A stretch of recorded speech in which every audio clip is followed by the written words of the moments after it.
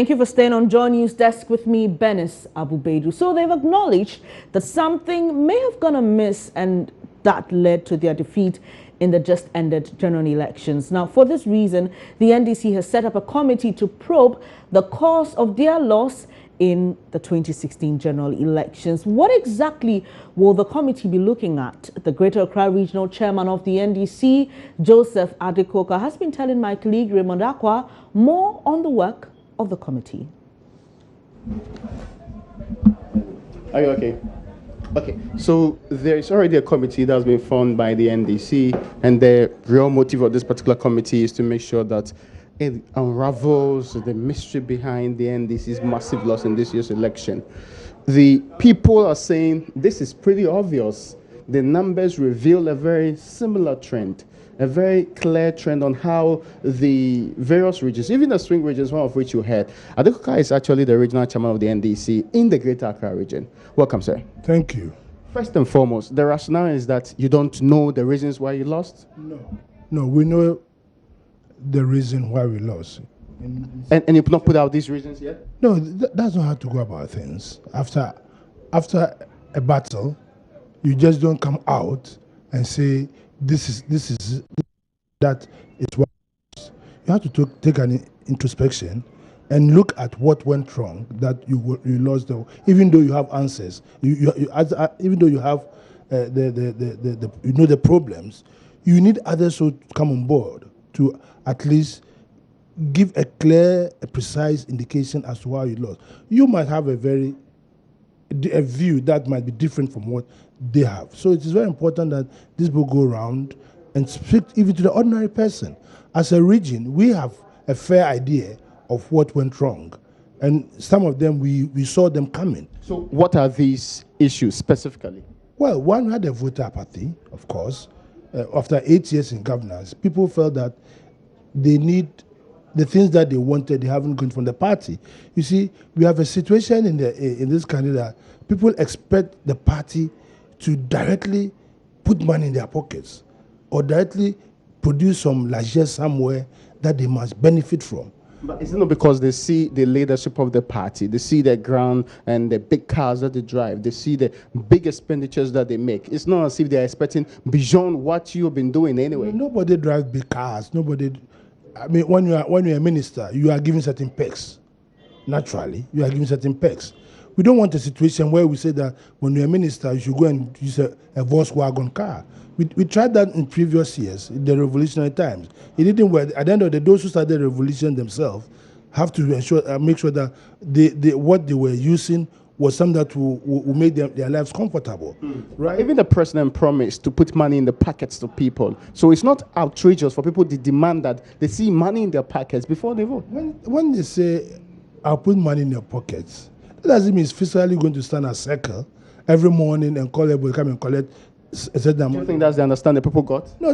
They understand that I'm creating an enable environment for you to tap into it. And that's what every government does. So the NDC failed in creating this enabling environment? We did.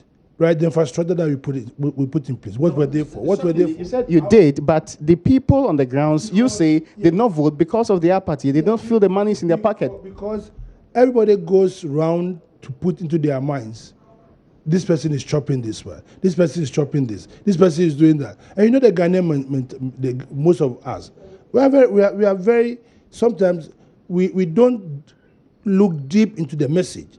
We are gullible, and then we accept what the people are saying. And that's an unfair description of the Ghanaian, because they saw what happened with the 51 million Ghana cedi given to Woyome. They saw what happened in the case of Waterville. They saw what happened in the case of CP and other judgment debts that went different ways. They also read the judgment debts report.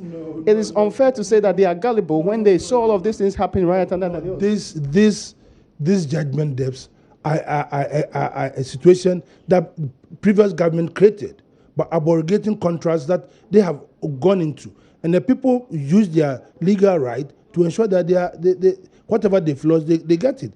You will say that it is wrong. No, but I did not say it is wrong. The Supreme Court of this republic said we should retrieve monies, for example, from Waterville, monies from Woyome. So it's not as if it's a done deal. It's not a discussion any longer. The people who were affected claim that they are right. So they kept using the laws of the land to ensure that they get what they want. That's what you don't expect the government to go in. Previous government will have just used brute force to retrieve whatever it is. And we are talking about rule of law.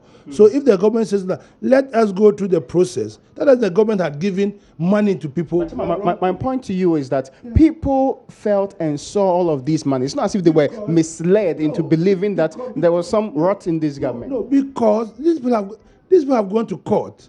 What have we? It was a court decision. Why you mean it was a court decision? And the Supreme Court clearly cleared all of these issues, and that's the highest court of the land. So there's no dispute. And when they say they should pay the money, a process has to go. You have to go through a certain process. Now, once you are going through the process, that person is also using another process to ensure that he also gets his way out. So it doesn't mean that the government was sitting aloof. The government was also doing what the law says it must do. So I don't know why we always want to argue about these things, that because of that the government is corrupt. No, that's not the issue. Give me a minister. Give me a minister. But to some extent, give me a minister. You want a minister who was corrupt? Jifa Ativo resigned because of her involvement, directly or indirectly, in the 3.6 million bars branded scandal. And then what happened? The government put up a committee to probe the matter. The findings by the committee was what the government used. The findings did not say that the government should take her to court. They said they should go and retrieve the money, and the money was retrieved. The findings also said that all of those who were involved in the approval of this particular contract should be dealt with. That's the Chief of Staff's report. Should be dealt in what sense? I mean, prosecution is virtually what we do in this country. No, for what I know is that the findings was that they should retrieve the money. That's what I know. And the only finding, there are about 6 of them. That's the last page of this particular report. What I read was that the money should be retrieved. And the money was retrieved. So you think that corruption under the John Dramani Mahama administration was just a perception? Look, corruption has been with us. One president said that corruption has been with us since the days of Adam. And even in his government, he was not going to expose his ministers to scrutiny. He will form an accountability committee in his office to deal with it. Exactly. So in John Mahama's government, right, those who were perceived to have done something untoward were taken to court. But is it surprisingly, you're talking about Jeddah and you were going to mention Abu Gapele, for instance. They were taken to court. And Awin Gobit also in this particular case. They were taken to court. But forget that the Jeddah report also indicted then Minister Clement Kofi Umado. You've never taken him to court. He was the one who approved all of these, what they call it, contracts. How is it possible that we are still talking about this procedure without only putting... These were people who were seen to have amassed some kind of money. Kofi Umado was not indicted for having stolen any money. Maybe his judgment was wrong. His judgment was wrong, probably. That doesn't mean you should hold him to court.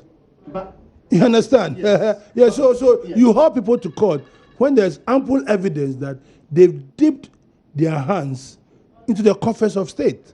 They've dipped their hands, they've stolen money, and that one there, you cannot compromise on that. But the person that was why he was removed from his position, because he did not, the value judgment that he made was wrong, and that meant that he was not capable of being a minister. So it was taken away. I get the impression that the NDC doesn't think that it lost because it did something wrong. Nobody, and NDC, that's why we are going to, maybe our governance... You mentioned apathy, you disregard corruption, and these are very important issues that... Nobody disregarded corruption. Really? I gave you an example. The National Service Secretariat is the president who initiated... But if you worked at it effectively, how come Ghanaians still voted against the NDC? See, there's a certain syndrome of 8 years, the first instance. And it's all over the world. But your party positioned yourself in a way to say President Mahama is actually going for his second term. I'm coming to that. And our opponent tried very hard to say that the party has been in power for 8 years. And we said the president has been in power for 4 years and he needs to continue. The group of Ghana did not buy into that. But what I'm trying to say is that we did the things that will position this country going forward. And everybody everywhere is saying that, look, the president did well. The president brought a huge infrastructure development to this country. At what cost?